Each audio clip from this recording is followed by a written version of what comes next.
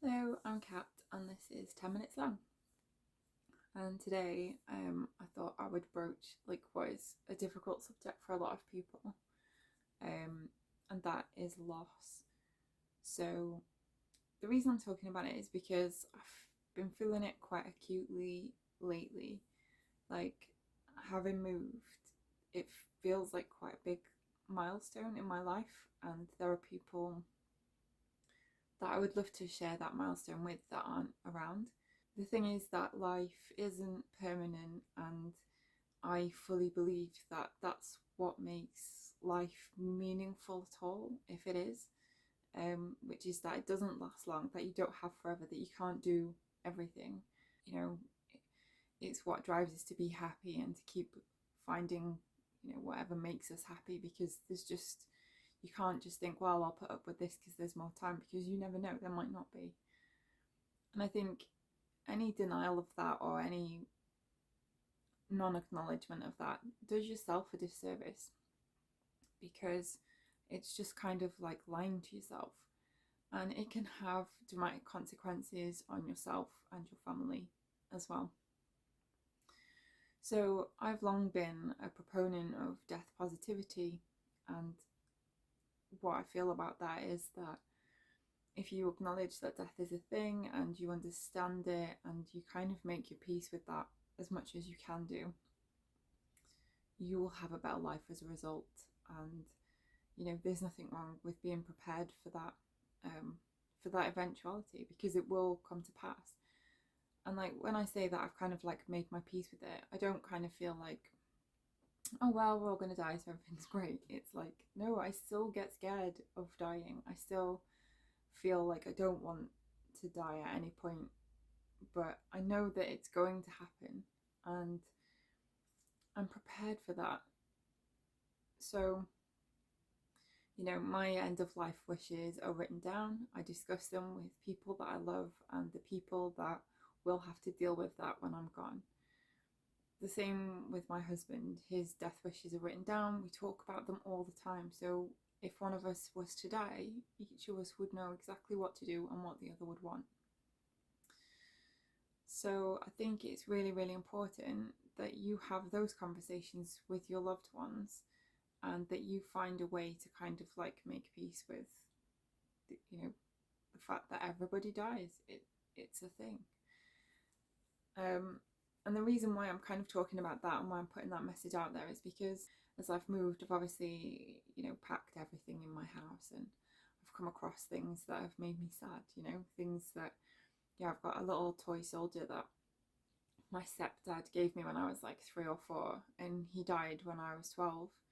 And it was really rough. It was really, really rough for me and my family, because he was a massive, part of our lives, and he was just such a huge force of personality.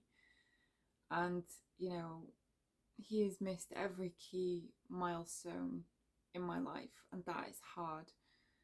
Every time something happens, I meet someone, I get married, I buy a house, I get my first real job, he wasn't there for any of that. And I know that was the thing that he found hardest to accept when it came to his death, because he died of cancer. So we all had months to kind of like say goodbye and say the things that maybe would have gone unsaid if it had been really sudden.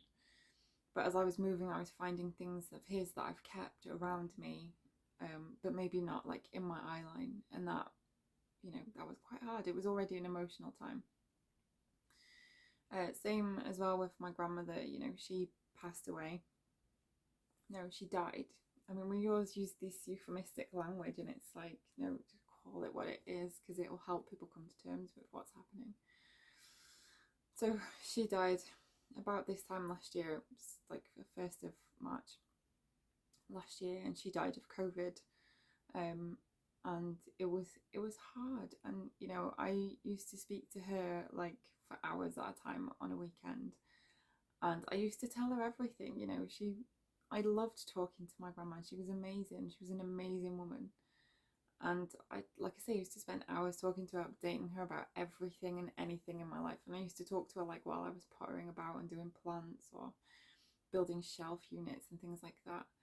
And like packing that up made it particularly hard because, you know, like as I was taking, there was like one, what, about two specific shelf units that as I was taking down, I felt sad because I was like, I remember building this while I was on the phone to my grandma.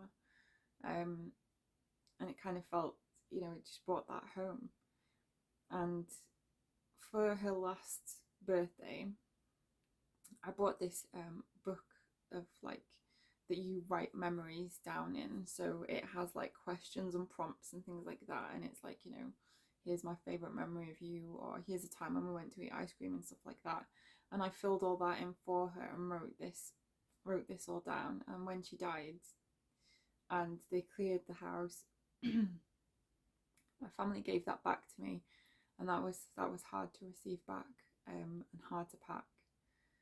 And I think this is why we should talk about loss more often, because it is hard, and you know, you don't just feel loss and then move on. Like you feel loss acutely forever.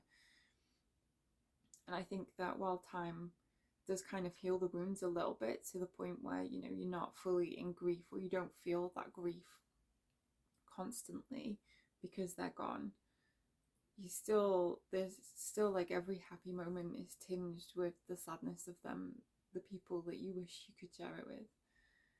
And I think, you know, if we talked more about death and, you know, we acknowledged more that life was finite, then maybe we could, you know, have more conversations around that when we're, you know, when we're alive, and, you know, leave our loved ones with really precious memories rather than sadness that they're not around.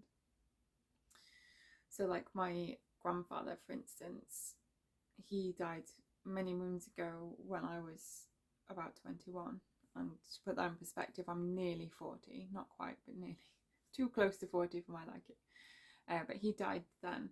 And all of his life, literally all of his life, from the time that I can even remember, he used to say, when I die, don't mourn me because I've had a really good life. And he said, I've had a really long life and I've enjoyed every minute of it. And he used to say that all the time. It was like a catchphrase of his. And when he died, the experience was so different to any other experience I've had of death. You know, we got together, and as a family, you know, we dressed him and laid him out ready. We gave him a send-off that he would have loved. You know, at his funeral, we read his favourite poetry, we made collages, and yeah, we were upset. Like, don't get me wrong, we were upset because he was one of the most gentle men you could ever wish to meet. But it felt like such a celebration. Like, there was so little sadness around. Like you say, we were sad. We carried that sadness in us, but it wasn't just a horrible somber occasion. We had like a proper family knees up, and he would have loved it. And it was the fact that he said that all the way through his life that enabled that to happen. And it was similar when my grandma died. We were sad about it, and I'm still very acutely sad about it because she's missed things that, you know, she was aware that I was going through the process of buying a house and things like that, and she never saw that come to fruition. But towards the end of her life, she was saying, you know, I'm not scared, don't worry, I've had a good life, you know, I've been privileged to see all my grandchildren grow up, because we were like her pride and joy. And like that did make it a little bit easier. And her funeral was lovely, it was really nice. And again, you know, it was such a huge family affair, but it still wasn't my granddad's funeral, which was just phenomenally amazing. Like, that's kind of what I think everybody would want. And compare and contrast that, which is kind of like the point of my video, compare and contrast that to my biological father. He died about a year and a half ago. It was right as the pandemic was starting, so things were getting a little bit scary. And I just got a phone call from the hospital saying, you know, your dad's in intensive care.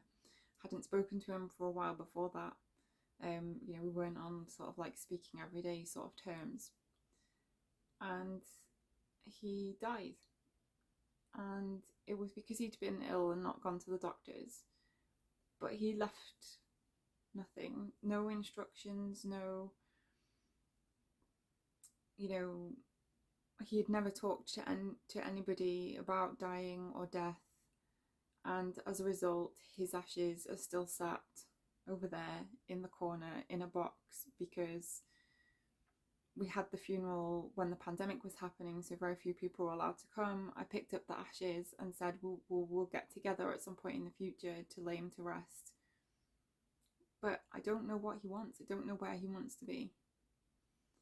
And he didn't leave anything. He never said anything to anybody about it. So that's my message, really, is loss is hard to deal with, and loss you never really get over. You feel it throughout your life and you miss the people that you love. But everybody does die. And, in order to make that easy and better for your family, you should talk about loss and talk about death and talk about what you want. And I think if we all just did that a lot more, the world would be a better place.